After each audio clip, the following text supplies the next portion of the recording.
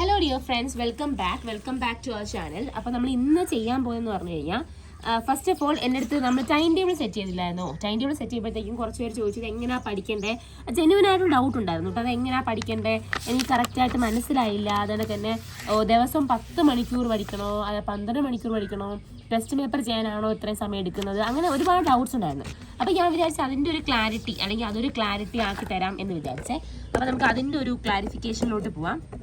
Okay, അപ്പോൾ നോക്കി, ഇന്ന് സൺഡേ ആണ് കേട്ടോ. അപ്പോൾ ഇന്ന് ഞാൻ പറയാൻ പോകുന്ന കാര്യം നമ്മൾ മുമ്പ് ഡിസ്കസ് ചെയ്ത കാര്യം തന്നെയാണ്. എങ്ങനെയാണ് കുറച്ച് ഡീറ്റെയിൽ ആയിട്ട് എങ്ങനെയാണ് പഠിക്കേണ്ടത് എന്നുള്ള ഡീറ്റെയിൽ ആയിട്ട് കാര്യമാണ് ഞാൻ ഇപ്പോൾ പറയാൻ പോകുന്നത്. അപ്പോൾ നിങ്ങളിത് കാണുന്നുണ്ട്, ബുക്ക് കാണുന്നുണ്ടെന്ന് വിശ്വസിക്കുന്നു. ഓക്കെ, അപ്പോൾ ഞാൻ പറഞ്ഞ കാര്യം, നമ്മൾ ഇപ്പം ദിവസം ഒരു 10 നമ്മളെന്ത് പറഞ്ഞേ, നമ്മളൊരു പ്രീവിയസ് ഇയർ ക്വസ്റ്റ്യൻ പേപ്പർ, നമ്മുടെ പ്രീവിയസ് ഇയർ ക്വസ്റ്റ്യൻ പേപ്പർ 2 മണിക്കൂർ ചെയ്യണമെന്നാണ് ഞാൻ ഉദ്ദേശിച്ചത്. 2 അവർ ചെയ്യണമെന്ന് ഉദ്ദേശിച്ചത്. അതായത് 2 മണിക്കൂർ പ്രീവിയസ് ഇയർ ക്വസ്റ്റ്യൻ പേപ്പർ ചെയ്യുമ്പോൾ നമ്മൾ എന്താ സമയത്ത് ചെയ്യുന്നതെന്ന് വെച്ച് കഴിഞ്ഞാൽ, നമ്മൾ ക്വസ്റ്റ്യൻ പേപ്പർ ഉണ്ടല്ലോ, 100 മാർക്കിൻ്റെ ക്വസ്റ്റ്യൻ പേപ്പർ, 100 ക്വസ്റ്റ്യൻസ് ഉള്ള ക്വസ്റ്റ്യൻ പേപ്പർ. ഈ ക്വസ്റ്റ്യൻ പേപ്പറിൽ 100 മാർക്ക് 100 ക്വസ്റ്റ്യൻ ഉള്ള ക്വസ്റ്റ്യൻ പേപ്പറിന് 1.25 മണിക്കൂറായിരിക്കും നമുക്ക് സമയം വരുന്നത്. അപ്പം നമ്മൾ എന്ത് ചെയ്യണം, ഈ 1.25 മണിക്കൂർ നിങ്ങളുടെ റൂമിൽ രാവിലെ എണീറ്റിട്ട്, അല്ലെങ്കിൽ എപ്പോഴും നിങ്ങൾക്ക് സമയം കിട്ടുന്നതനുസരിച്ച് നിങ്ങൾ എന്ത് ചെയ്യണം, ഈ 1.25 മണിക്കൂർ നിങ്ങൾ ക്വസ്റ്റ്യൻ പേപ്പർ ചെയ്യാൻ ഉപയോഗിക്കണം. ഓക്കെ, അപ്പോൾ നിങ്ങൾ എന്ത് ചെയ്യരുത്, ബുക്ക് തുറന്ന് നോക്കി ആൻസർ എഴുതാനോ ഒന്നും ചെയ്യരുത്. നിങ്ങൾ ക്വസ്റ്റ്യൻ പേപ്പർ എടുക്കുന്നു, ഫസ്റ്റ് ക്വസ്റ്റ്യൻ വായിക്കുന്നു, അതിന് ഓപ്ഷൻ എ ആണോ, ബി ആണോ, സി ആണോ, ഡി ആണോ എന്നുള്ളത് നിങ്ങൾ വേറൊരു പേപ്പറിലോട്ട് എന്ത് ചെയ്യുന്നത്, 1B, പിന്നെ അടുത്ത ക്വസ്റ്റ്യൻ വായിക്കുന്നു, അതിനിടയ്ക്ക് അതിൻ്റെ 2D 3C എന്ന് പറഞ്ഞ ഓപ്ഷൻ മാർക്ക് ചെയ്യുന്നു. അങ്ങനെ നിങ്ങൾ എവിടെ വരെ മാർക്ക് ചെയ്യുന്നു, 100 വരെ മാർക്ക് ചെയ്യുന്നു. 100ാമത്തത് D എന്ന് പറഞ്ഞാൽ വിടുന്നു. അങ്ങനെ എന്നിട്ട് നിങ്ങൾ എന്ത് ചെയ്യുന്നു, അപ്പോൾ 1.25 മണിക്കൂർ നിങ്ങൾ എടുത്തിട്ടായിരിക്കും ആ ക്വസ്റ്റ്യൻ ചെയ്ത് തീർക്കുന്നത്. കാരണം അതിനകത്ത് മാത്സ് ഉണ്ട്, മലയാളം ഉണ്ട്, ഇംഗ്ലീഷ് ഉണ്ട്, നിങ്ങൾക്ക് ഒരുപാട് സബ്ജക്ട്സ് ഉണ്ട്. അപ്പം നിങ്ങൾക്ക് അതിനനുസരിച്ച് സമയം നിങ്ങൾ മാനേജ് ചെയ്തിട്ട് നിങ്ങൾ എന്ത് ചെയ്യുന്നു, ആ ABCD ഓപ്ഷൻ ഇട്ട് ഒരു 100 മാർക്കിൻ്റെ സംഭവങ്ങൾ എഴുതി സെറ്റാക്കുന്നു. ഓക്കെ, എന്നിട്ട് നിങ്ങൾ എന്ത് ചെയ്യുമെന്ന് പറഞ്ഞു കഴിഞ്ഞാൽ, നിങ്ങൾ എന്ത് ചെയ്യും, നമ്മുടെ ഈ ക്വസ്റ്റ്യൻ പേപ്പറിൻ്റെ ബാക്കിൽ ആൻസർ അവർ ഓൾറെഡി ചെയ്തിട്ടുണ്ടായിരിക്കുമല്ലോ. ആ ആൻസർ എടുത്ത് നോക്കുമ്പോഴത്തേക്കും നമുക്കറിയാൻ പറ്റും 1B ആണ് കറക്റ്റ്, 2D തെറ്റാണ്, 3C കറക്റ്റാണ്. അങ്ങനെ കറക്റ്റ് ചെയ്ത് തെറ്റ് ചെയ്ത് കറക്റ്റ് ചെയ്ത് എഴുതാത്തത് നമുക്ക് ലീവ് ചെയ്യാനുള്ള ഓപ്ഷനും ഉണ്ട്. അങ്ങനെ നിങ്ങളെല്ലാം കൂടി കൂട്ടി അവസാനം നിങ്ങൾ ഈ 1.25 മണിക്കൂറിനകത്ത് ഒരു 1.25 മണിക്കൂർ നിങ്ങൾ ക്വസ്റ്റ്യൻ ചെയ്യാൻ ഉപയോഗിച്ചു. അപ്പം 115 അവർ നിങ്ങൾ എന്ത് ചെയ്യാൻ ഉപയോഗിച്ചു, ക്വസ്റ്റ്യൻ പേപ്പർ ചെയ്യാൻ യൂസ് ചെയ്തു. നിങ്ങൾക്ക് ക്ലിയർ ആയില്ലെന്ന് പറഞ്ഞോണ്ടേ ഒന്നുകൂടി ഇത് പറയുന്നത് കേട്ടോ. പിന്നെ നമ്മൾ ഒരു 15 മിനിറ്റ് നമുക്ക് എന്ത് ചെയ്യാം, കറക്റ്റ് ചെയ്യാൻ ഉപയോഗിക്കാം. നമ്മളിത് എഴുതിയതെല്ലാം കറക്റ്റാണോ അല്ലേന്ന് കറക്റ്റ് ചെയ്യാൻ വേണ്ടി യൂസ് ചെയ്യാം. പിന്നെ നമുക്കൊരു 1/2 മണിക്കൂർ ഉണ്ടല്ലോ, 1/2 മണിക്കൂർ നിങ്ങൾക്കൊന്ന് എന്താ ഇവാലുവേറ്റ് ചെയ്യാം, ഏതൊക്കെയാണ് എനിക്ക് തെറ്റിയത്. നമ്മൾ തന്നെ ഇപ്പോൾ എക്സാം എഴുതിയിട്ട് വന്നതിന് ശേഷം നമ്മൾ പറഞ്ഞു, ഇതെനിക്ക് അറിയായിരുന്നു, ഇതെനിക്ക് അറിഞ്ഞൂടായിരുന്നു, ഞാൻ അവസാനം നെഗറ്റീവ് ആയിപ്പോയി, എനിക്ക് എഴുതണ്ടായിരുന്നു. അങ്ങനെ ഒരുപാട് ക്വസ്റ്റ്യൻസ് നമുക്ക് വരുമല്ലോ, ഏതൊരു ക്വസ്റ്റ്യൻ പേപ്പർ ചെയ്ത് കഴിഞ്ഞാലും. അതേ കണക്ക് നിങ്ങൾക്ക് എന്ത് ചെയ്യാം, 1/2 മണിക്കൂർ നിങ്ങൾക്ക് എന്ത് ചെയ്യാം, ഇവാലുവേറ്റ് ചെയ്യാം. നിങ്ങൾ നെഗറ്റീവ് കുറയ്ക്കാനുള്ള ഓപ്ഷൻസ്, അല്ലെങ്കിൽ അടുത്ത വട്ടം ഈ ജസ്റ്റ് കറക്കി കുത്തുന്നൊന്നും എഴുതരുത് എന്നുള്ളൊരു നമുക്ക് തന്നെ ഒരു റിയലൈസേഷൻ ഉണ്ടല്ലോ, ഇതൊക്കെയാണ് എൻ്റെ സ്ട്രാറ്റജി, ഞാൻ ഇങ്ങനെയാണ് ചെയ്യേണ്ടിയിരുന്നത്, ഇങ്ങനെയല്ല ചെയ്യേണ്ടത്. ഇനിയിപ്പം സമയം എനിക്ക് 1:15 എനിക്ക് തികഞ്ഞില്ല, മാത്സ് എന്ത് ചെയ്യണം, ആദ്യം ചെയ്ത് തീർക്കണം. അങ്ങനെ കുറേ ഐഡിയാസ് നിങ്ങൾക്ക് കിട്ടും.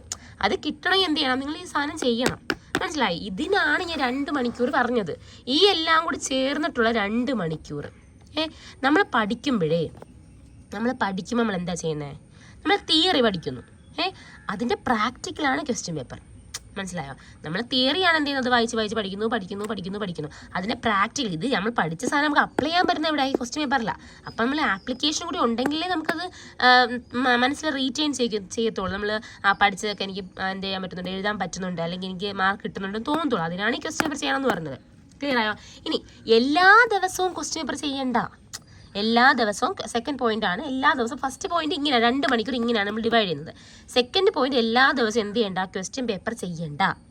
കാരണം നിങ്ങൾ ഇന്നൊരു 100 മാർക്കിൻ്റെ ക്വസ്റ്റ്യൻ പേപ്പർ ചെയ്തിട്ടുണ്ടെങ്കിൽ ആ 100 ക്വസ്റ്റ്യൻ ഉണ്ട്, ആ 100 ക്വസ്റ്റ്യൻ പഠിച്ച് തീർക്കാൻ ക്വസ്റ്റ്യൻസ് പഠിച്ച് തീർക്കാൻ നിങ്ങൾ എന്ത് ചെയ്യും, ഒരുപാട് സമയം എടുക്കത്തില്ലേ? 1-2 ദിവസം അല്ല, ഒരുപാട് സമയം എടുക്കും. നമുക്ക് എത്ര വേണമെങ്കിലും അത് നീട്ടിക്കൊണ്ട് പോവുകയും ചെയ്യാം. മനസ്സിലായി? അപ്പം 100 ക്വസ്റ്റ്യൻസ് ഉള്ള ഒരു ക്വസ്റ്റ്യൻ പേപ്പർ പഠിച്ച് തീർക്കാൻ നിങ്ങൾ 2, 3, 4 ആഴ്ച എടുക്കുമായിരിക്കും. 1 മാസം വരെ എടുക്കും ബിഗിനേഴ്സ് ആണെങ്കിൽ. ക്ലിയർ ആയോ? അപ്പോൾ അതെങ്ങനെയാണെന്ന് ഞാൻ പറഞ്ഞുതരാം. അപ്പോൾ അതാണ് രണ്ടാമത്തെ പോയിന്റ്. അപ്പോൾ നമ്മൾ ഒരു ദിവസം ഒരു ക്വസ്റ്റ്യൻ പേപ്പർ വെച്ച് തീർക്കണമെന്നല്ല ഞാൻ പറഞ്ഞത്. ഇങ്ങനെ ഒരു 50 ക്വസ്റ്റ്യൻ പേപ്പർ നമ്മൾ ചെയ്ത് തീർക്കുമ്പം, അതായത് നമ്മൾ ഒരു ക്വസ്റ്റ്യൻ ആൻസർ ചെയ്തു, അതിന് പഠിക്കാൻ വേണ്ടി ഒരു 2 ആഴ്ച 1 മാസമൊക്കെ എടുത്തു, രണ്ടാമത്തെ ക്വസ്റ്റ്യൻ ചെയ്തു, അങ്ങനെ ചെയ്ത് കുറച്ച് നാൾ കഴിയുമ്പോഴത്തേക്കും നിങ്ങൾക്ക് എന്താ 1 മാസമൊന്നും വേണ്ട ഒരെണ്ണം പഠിച്ചു തീർക്കാൻ വേണ്ടിയിട്ട്. ഒരു 2 ആഴ്ച കൊണ്ട് പഠിച്ചു തീർക്കാൻ പറ്റും, അല്ലെങ്കിൽ ചിലപ്പോൾ 1 ആഴ്ച കൊണ്ട് പഠിച്ചു തീർക്കാൻ പറ്റും. ചിലപ്പോൾ നിങ്ങൾക്ക് അതിനകത്ത് ഈ 70 മാർക്കൊക്കെ വന്നു കഴിഞ്ഞാൽ പിന്നെ നിങ്ങൾക്ക് ആകെ 30 തെറ്റിയിട്ടുള്ളൂ. 30 റിവിഷൻ പോരും, 30 പിന്നെ പഠിച്ചാൽ മതി. മനസ്സിലായ? ആ ഐഡിയ മനസ്സിലായ? 70 നിങ്ങൾക്ക് കറക്റ്റായിട്ട് വന്നു കഴിഞ്ഞാൽ പിന്നെ 30 അല്ലേ ഉള്ളൂ നിങ്ങൾക്ക് അറിഞ്ഞുകൂടാതെ. അപ്പം 30 പഠിക്കാൻ ഇത്രയും സമയം വേണോ? വേണ്ട. അപ്പം ഒരു കുറച്ച് നാൾ കഴിയുമ്പോഴത്തേക്കും ഓട്ടോമാറ്റിക്കലായിട്ട് നിങ്ങൾ എന്ത് ചെയ്യും, നിങ്ങളുടെ ആ സമയം ക്വസ്റ്റ്യൻ പേപ്പർ പഠിച്ച് തീർക്കേണ്ട സമയം കുറഞ്ഞു വരും. അതാണ് രണ്ടാമത്തെ കാര്യം. ഇപ്പം ഫസ്റ്റ് കാര്യം 2 അവർ എടുത്ത് പഠിച്ച് തീർക്കുക. സെക്കൻഡ് കാര്യം എന്ന് പറഞ്ഞാൽ എല്ലാ ദിവസവും ക്വസ്റ്റ്യൻ പേപ്പർ ചെയ്യേണ്ട. ആ ക്വസ്റ്റ്യൻ പേപ്പർ വർക്കൗട്ട് ചെയ്യാനുള്ള ദിവസങ്ങളാണ് ബാക്കി.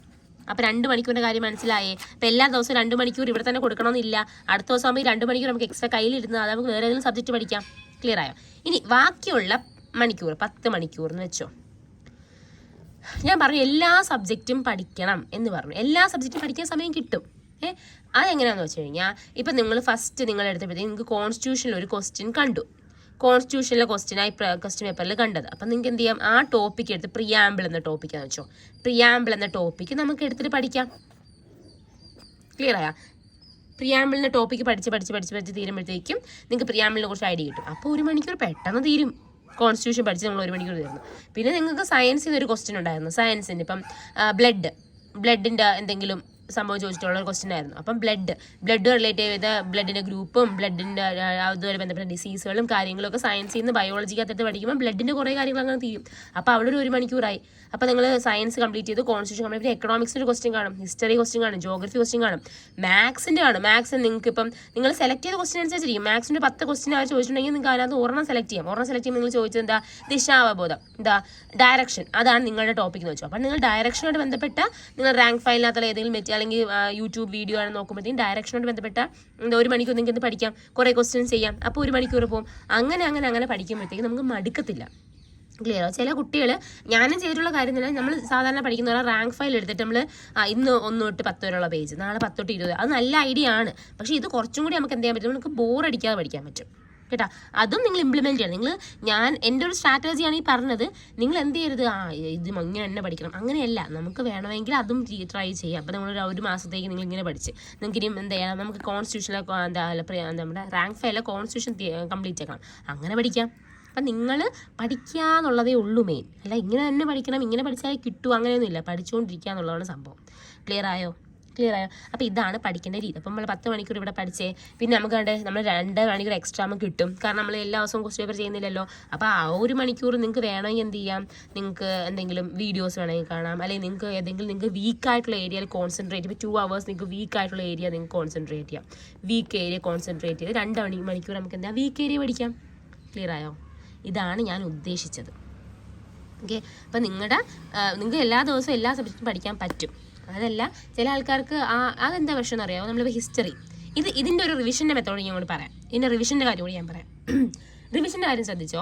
നമ്മൾ ഇത് റിവൈസ് ചെയ്യാൻ നമുക്ക് എളുപ്പം. കാരണം നമ്മൾ ഇന്ന് ഒരു കോൺസ്റ്റിറ്റ്യൂഷൻ്റെ പ്രിയാമ്പിൾ പഠിച്ചു. അപ്പം നാളെ നമുക്ക് വേറൊരു ഫണ്ടമെന്റൽ റൈറ്റ്സ് ആയിരിക്കും നമ്മൾ നാളെ പഠിക്കാൻ പോകുന്നത്. ഫണ്ടമെന്റൽ റൈറ്റ് പഠിക്കാൻ പോകുമ്പോൾ നമുക്ക് എന്ത് ചെയ്യാം, ഇന്നലെ പഠിച്ച പ്രിയാമ്പിൾ ജസ്റ്റ് ഒന്ന് ഓടിച്ചു നോക്കാൻ സമയം കിട്ടും. ഒരു 15 മിനിറ്റ് എടുത്തു കഴിഞ്ഞാൽ 1 മണിക്കൂർ 15 മിനിറ്റ് എടുത്താൽ പ്രിയാമ്പിൾ നമുക്ക് റിവൈസ് ചെയ്ത് തീർക്കാം. പിന്നെ ഫണ്ടമെന്റൽ റൈറ്റ് നമുക്കൊരു 3/4 മണിക്കൂറോട് പഠിക്കാം. അപ്പം അടുത്ത ദിവസം ആകുമ്പോൾ പ്രിയാമ്പിൾ പഠിക്കാൻ, പിന്നെ 3-ാമത്തെ ദിവസം നമ്മൾ വേറെ ഏതുണ്ട് ഫണ്ടമെന്റൽ ഡ്യൂട്ടീസ് എടുക്കുമ്പോൾ നമുക്ക് എന്ത് വേണ്ട, പ്രിയാമ്പിൾ പഠിക്കാൻ ഇന്നലെ എടുത്ത് അത്ര സമയം എടുക്കേണ്ടി വരും. 15 മിനിറ്റ് ഒന്നും വേണ്ട, ഒരു 5 മിനിറ്റ് കൊണ്ട് പ്രിയാമ്പിൾ നോക്കി തീർക്കാൻ പറ്റും. പിന്നെ ബാക്കിയുള്ള സമയം 10 മിനിറ്റ് കൊണ്ട് നമുക്ക് ഫണ്ടമെന്റൽ റൈറ്റ് നോക്കാൻ പറ്റും, പിന്നെ പഠിക്കാം. മനസ്സിലായി? അപ്പം നമുക്ക് കുറച്ചുകൂടി ക്ലിയർ. അപ്പോൾ റിവിഷനും ഇത് വെച്ച് കുറച്ചുകൂടി ഈസി ആയിട്ട് നടക്കും. ഓക്കെ, ഇതാണ് way of studying previous year question papers. Clear ആണല്ലോ? അപ്പോൾ ഇത്രയേ ഉള്ളൂ എനിക്കൊന്ന് പറയാൻ. അപ്പോൾ thank you for watching. Subscribe ചെയ്യുക. എന്തെങ്കിലും ഡൗട്ട് ഉണ്ടെങ്കിൽ കമൻറ്റ് ചെയ്യുക. എനിക്ക് കുറച്ച് വലിയ ഡൗട്ടൊക്കെ ആണെങ്കിൽ ഇൻസ്റ്റാഗ്രാമിൽ ആമി ഹുമയോൺ എന്ന എൻ്റെ പേജിൽ വന്നിട്ട് നിങ്ങൾക്ക് ഡയറക്റ്റ് മെസ്സേജ് അയക്കാം, വോയിസ് അയക്കാം, ക്ലാരിഫൈ ചെയ്തുകൊണ്ട് പോകാം. ക്ലിയർ ആണല്ലോ? Okay, bye take care.